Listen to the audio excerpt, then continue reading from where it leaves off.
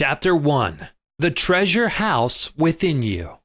Infinite riches are all around you if you will open your mental eyes and behold the treasure house of infinity within you. There is a gold mine within you from which you can extract everything you need to live life gloriously, joyously, and abundantly.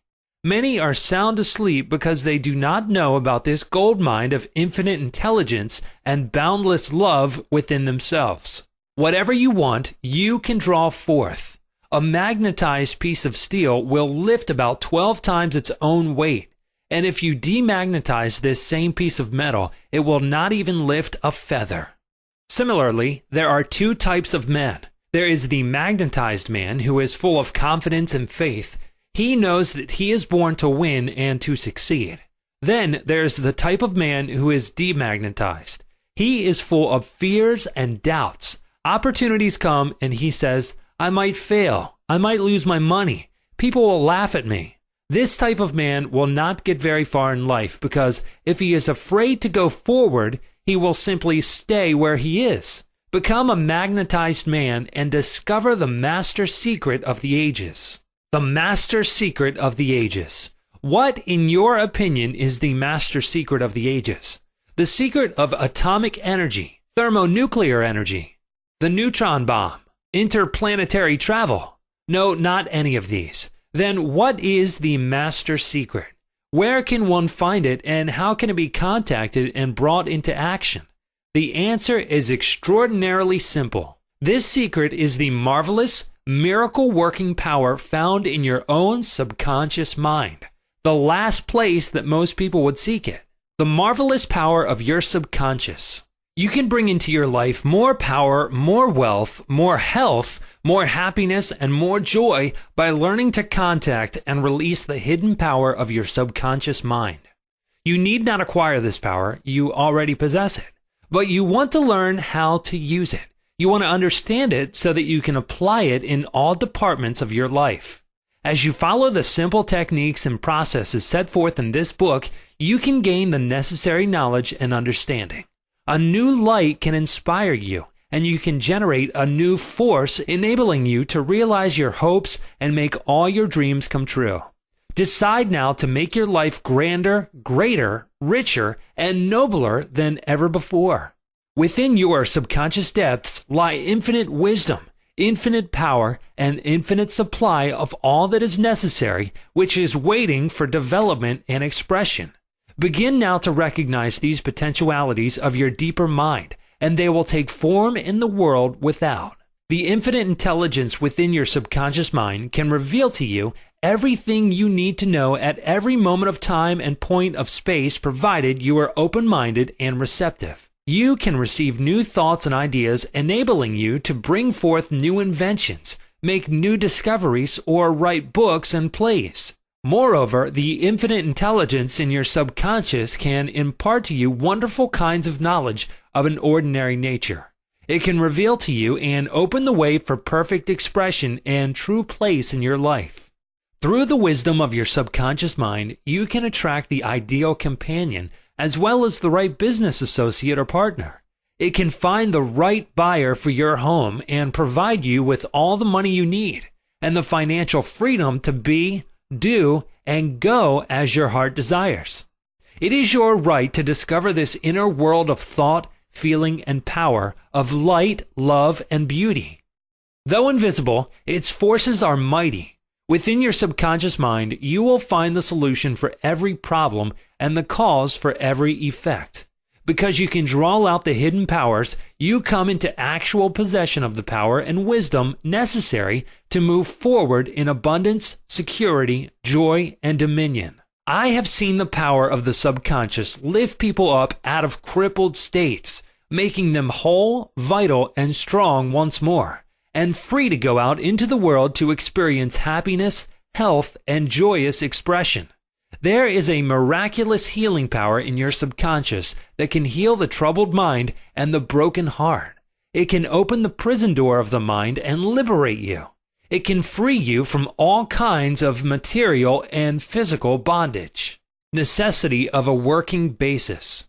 Substantial progress in any field of endeavor is impossible in the absence of a working basis, which is universal in its application.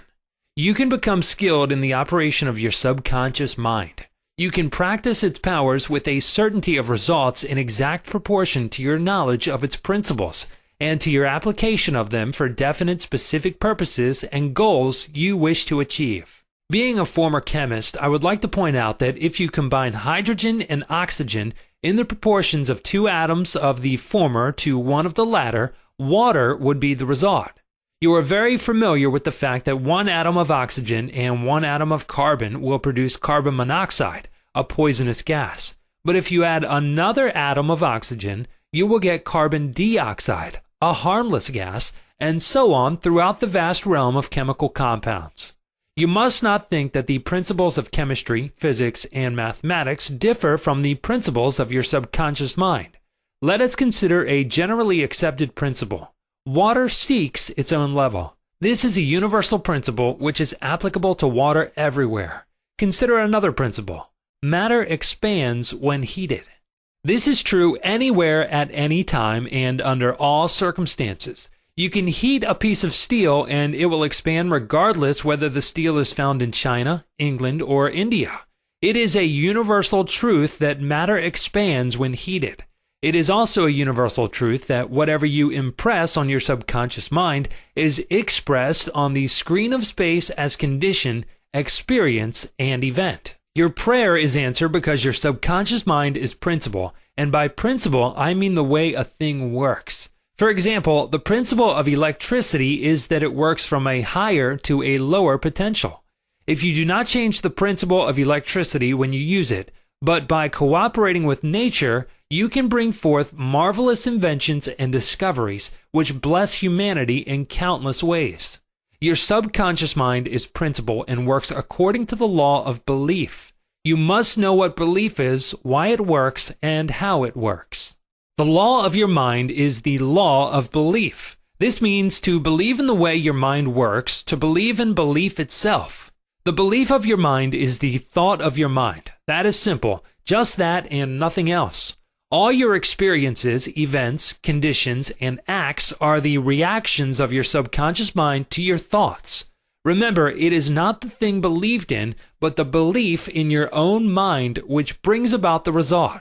Cease believing in the false beliefs, opinions, superstitions, and fears of mankind. Begin to believe in the eternal verities and truths of life, which never change. Then you will move onward, upward, and Godward. Whoever reads this book and applies the principles of the subconscious mind herein set forth will be able to pray scientifically and effectively for himself and for others. Your prayer is answered according to the universal law of action and reaction. Thought is incipient action. The reaction is the response from your subconscious mind which corresponds with the nature of your thought. Busy your mind with the concepts of harmony, health, peace, and goodwill, and wonders will happen in your life. The duality of mind. You have only one mind, but your mind possesses 2 distinctive characteristics. The line of demarcation between the two is well known to all thinking men and women today. The 2 functions of your mind are essentially unlike. Each is endowed with separate and distinct attributes and powers. The nomenclature generally used to distinguish the 2 functions of your mind is as follows: the objective and subjective mind, the conscious and subconscious mind, the waking and sleeping mind, the surface self and the deep self, the voluntary mind and the involuntary mind, the male and the female, and many other terms. You will find the terms conscious and subconscious used to represent the dual nature of your mind throughout this book. The conscious and subconscious minds. An excellent way to get acquainted with the 2 functions of your mind is to look upon your own mind as a garden. You are a gardener and you are planting seeds, thoughts in your subconscious mind all day long, based on your habitual thinking. As you sow in your subconscious mind, so shall you reap in your body and environment. Begin now to sow thoughts of peace, happiness, right action, goodwill, and prosperity. Think quietly and with interest on these qualities and accept them fully in your conscious, reasoning mind. Continue to plant these wonderful seeds, thoughts, in your garden of your mind, and you will reap a glorious harvest. Your subconscious mind may be likened to the soil, which will grow all kinds of seeds, good or bad. Do men gather grapes of thorns or figs of thistles? Every thought is, therefore, a cause, and every condition is an effect. For this reason, it is essential that you take charge of your thoughts so as to bring forth only desirable conditions. When your mind thinks correctly, when you understand the truth, when the thoughts deposited in your subconscious mind are constructive, harmonious, and peaceful, the magic working power of your subconscious will respond and bring about harmonious conditions, agreeable surroundings, and the best of everything. When you begin to control your thought processes, you can apply the powers of your subconscious to any problem or difficulty. In other words, you will actually be consciously cooperating with the infinite power and omnipotent law which governs all things. Look around you wherever you live, and you will notice that the vast majority of mankind lives in the world without. The more enlightened men are intensely interested in the world within.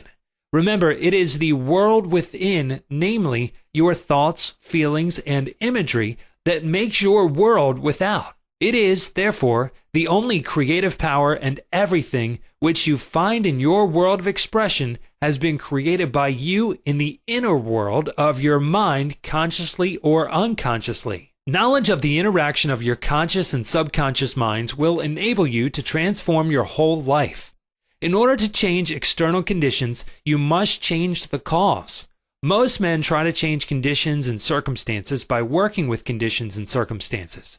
To remove discord, confusion, lack, and limitation, you must remove the cause. And the cause is the way you are using your conscious mind. In other words, the way you are thinking and picturing in your mind. You are living in a fathomless sea of infinite riches. Your subconscious is very sensitive to your thoughts.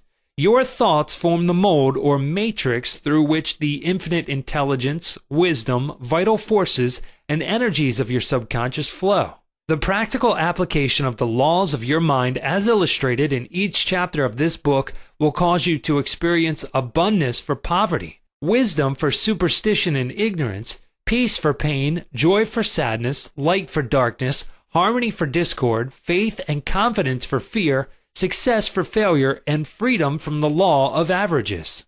Certainly there can be no more wonderful blessing than these from a mental, emotional, and material standpoint. Most of the great scientists, artists, poets, singers, writers, and inventors have a deep understanding of the workings of the conscious and subconscious minds.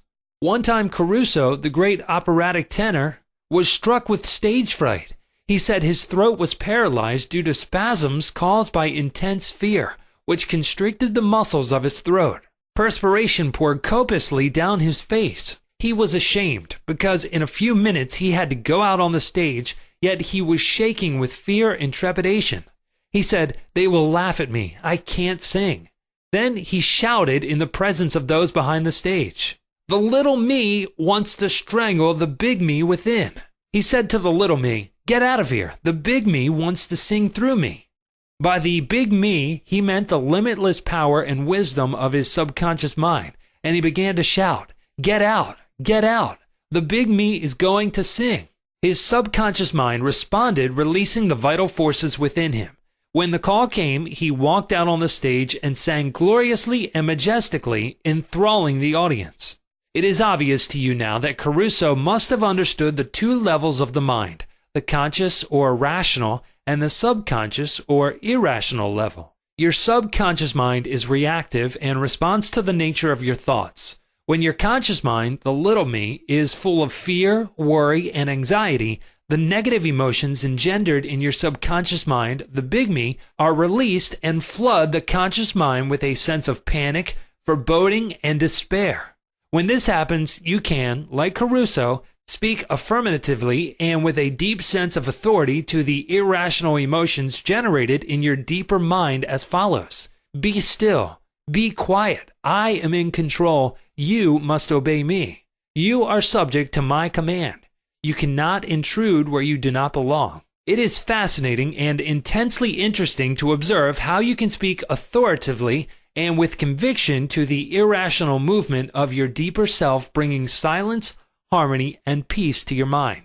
The subconscious is subject to the conscious mind, and that is why it is called subconscious or subjective. Outstanding differences and modes of operation. You will perceive the main differences by the following illustrations. The conscious mind is like the navigator or a captain at the bridge of a ship. He directs the ship and signals orders to men in the engine room, who in turn control all the boilers, instruments, gauges, etc.